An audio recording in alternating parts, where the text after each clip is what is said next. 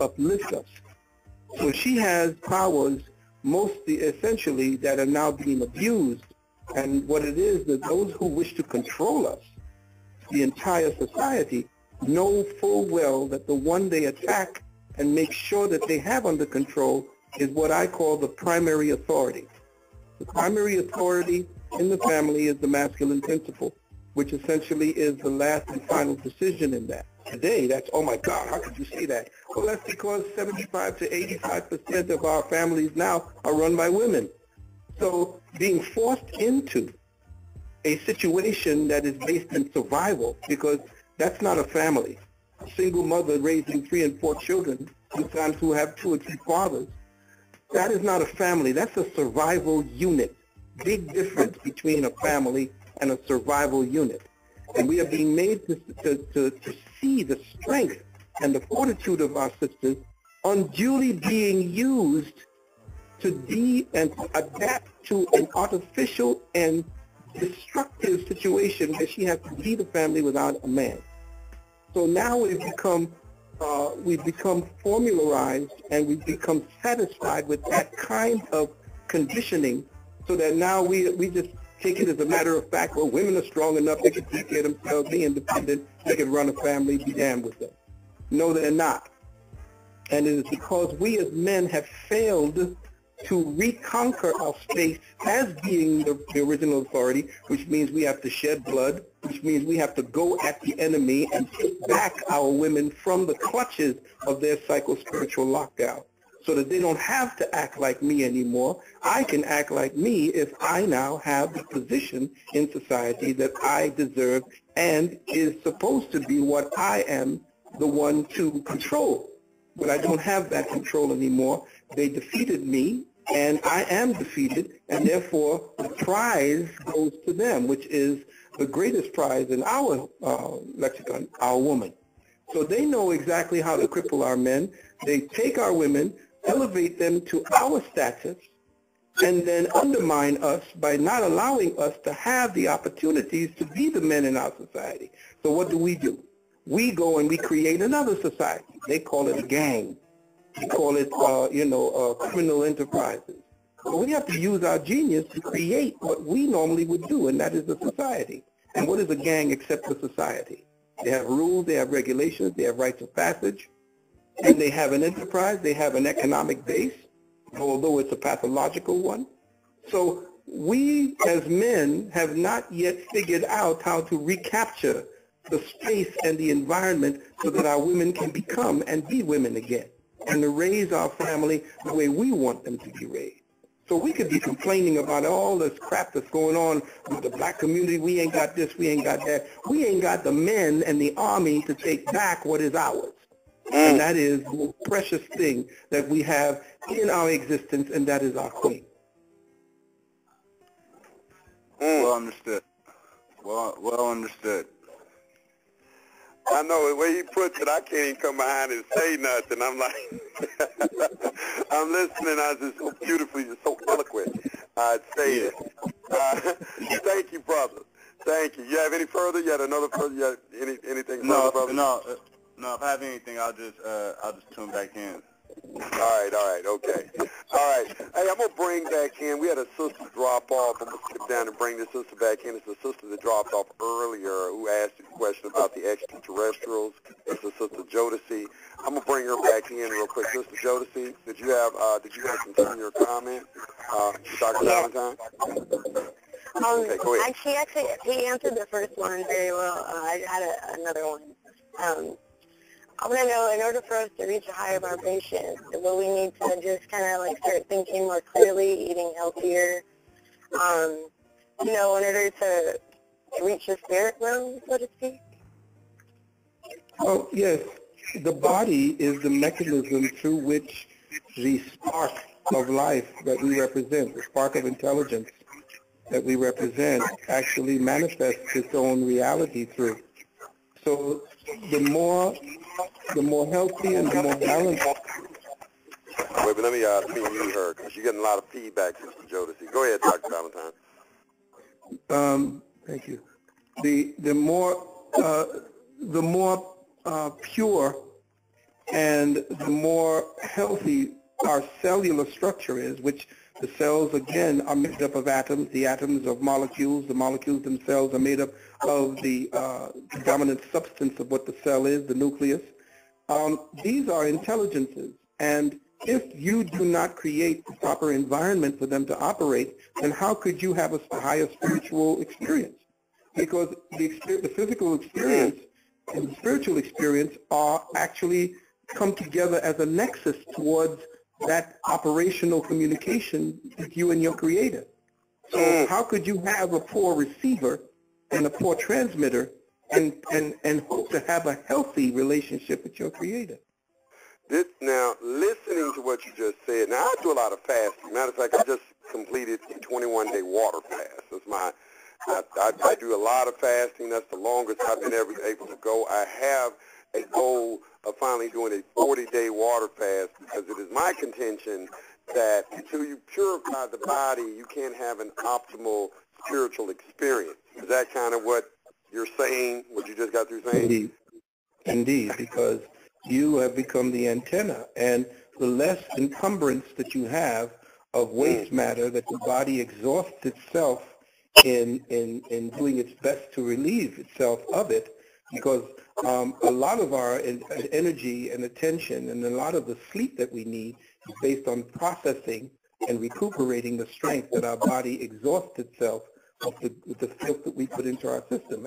And what they've done is they've exacerbated the efforts of our bodies by polluting the air, the water, and creating non-food substances that our body has to work very hard to recognize as food and to use whatever components within that filth as a sustenance. Because remember, your body is a gas-powered engine. As a gas-powered engine, you can tell what it needs the most. You can stop eating for 40 days. You can stop drinking for 3 to 6 days and still live, but stop breathing for 5 minutes. And you see which part of those components are most necessary in your body. So your body is a gas-powered engine.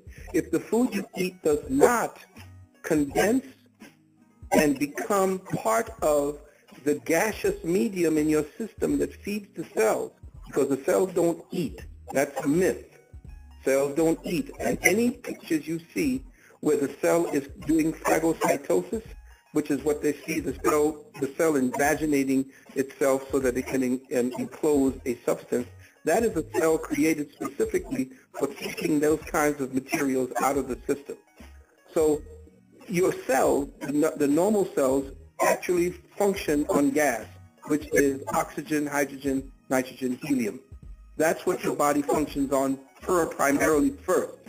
So the breath of life is who you are, not the water of life, which is, of course, you are a component of, but you're not the Mickey D's of life. You're not the, you're not the Wendy's of life. You're the breath of life first. You are a breatharian first and foremost. And if you weren't a breatharian and you happen to have been the Mickey D of life, you'd have been dead already as a species because you couldn't exist. The kind of filth we eat, we'd have been died off, we'd have been extinct if we were not first and foremost breatharian. Wow, I have to speak on this because this is a very, very, very big topic that's close to my heart, and that is the health. Because when I started fasting and purifying my body, when you do the fasting after your body goes into ketosis after 72 hours, and you start eliminating all these poisons that comes out through your urine. And the entire 21 days, I drank nothing but distilled water. All of this poison was coming out of my body. And I had to stop and think about the resiliency of the human body to withstand the abuse that we were constantly giving it day in and day out through the food we eat, the air we drink, and a plethora of other avenues that toxins invade our body. And I don't think, and I do shows like that, I think it's also a contributing factor to a lot of stuff that's with this UCC process and all this us dealing with the courts, getting in trouble, all these things. I just think it's a contributing factor to so many things, a block to wealth. All these different things are these toxins in our body. And I don't think enough is being stated about that, the nexus between the spiritual and the physical that is contained in that subject. And I think it's a very important. I've dedicated on my radio show a day to this subject. And, you know, would you say that, you know, that I just feel like it is this poison in the body is like blocking us from our mental powers. I mean, I think there's some things that we can do and we don't know, because from the time that we're brought here on this planet, they start poisoning us. So we don't even really get an opportunity to even know who we really are and what our real capabilities are. Because we're like poisoned from day one from entering this physical plane. Indeed. They couple us first with the vaccinations as soon as we come out. And that way they have begun to terraform the bloodstream so that they are creating a what do you call a consumer of tomorrow. So by polluting the bloodstream, they know that they have a customer that will definitely end up in the hospital or to maintain that medical control over the mind and the body. So we have a system in place that dysfunctions the body even while it's in the womb, because, you know, it's not very popular to speak about the fact that homosexuality can be created in the womb. And you need to read the folios of a man named Springmeyer, who was jailed because of him revealing what the Illuminati does to dysfunction and to create birth control mechanisms. He couldn't get the women to birth control and the birth control that they were using. Hold on, Dr. Valentine. What was that name again? Because I think that's very important for our listeners, that author's name. Does he have a book? No, he has a folio that's out. He has many folios. And you check, his name is Fritz Springmeyer, Springmeir, I believe. But he began speaking about the fact that they couldn't, in Rome, at the Priory of Sion, they could not find a birth control mechanism strong enough and to deploy it rapidly enough to be able to stem the tide and growth of the population of people of color on this planet. And what they did was, of course, they began to do it in the white population by stemming the tide and creating a zero birth rate across the planet, a minus zero birth rate across the planet for the Europeans. But in order to stem the tide of birth control, they had to manage it systemically. And the way to do that was to discover how to disrupt the formational cycle of gender within the womb. And most people don't know this, but yes, there are people who say, well, I was born this way, and yes, I concur, you can be born that way. What I don't see is that those people who say that they're born that way is not normal, and that the fact that they are actually, those who are born that way are born with what is known as a congenital disease. But because of the fact that we are into political correctness, and because Obama himself is, and I've been saying this since 2010, that he himself was a homosexual, that we have more of the homosexual agenda being promoted and being accepted as normal, which it is not. Because anything that creates a offspring unlike itself is a species doomed to extinction.